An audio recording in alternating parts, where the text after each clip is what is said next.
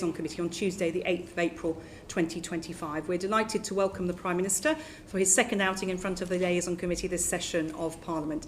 Welcome, Prime Minister, and thank you for your time today. Not at all. So, Prime Minister, I just wanted to kick off with obviously the big issue of the last few days. Growth is obviously your government's primary objective, but in the light of what happened last week with the introduction of tariffs by the United States and predictions of a global recession, are you looking at revisiting your economic plans as a government? I think what's happened in the last few days, last week or so, is obviously very challenging for us and very challenging around the world.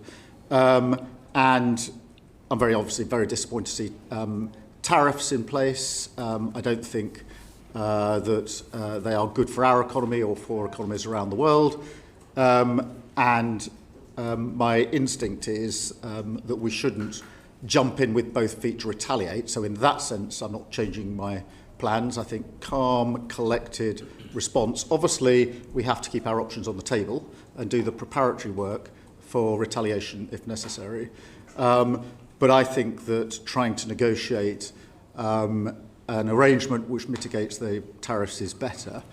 But I think more fundamentally, in answer to your question, I don't think what's happened in the last few days is a temporary passing phase.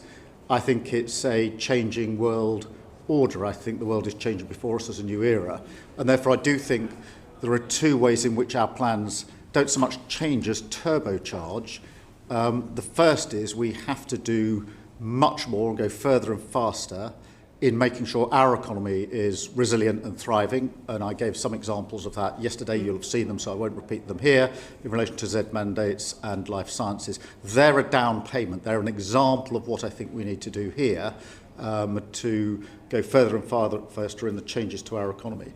Secondly, we have to talk to other like-minded countries about lowering the barriers to trade between us, and that's why I spent a good deal of the weekend on the phone to international leaders, partly gauging their response, exchanging notes, understanding how they were approaching the challenge, but also having a broader discussion about how they're likely to respond to those. So the plan, the priority of growth doesn't change, the fundamentals don't change, but in two respects, which is turbocharging the changes we need in our economy. Yes, that needs to go further and faster. I'm absolutely clear about that.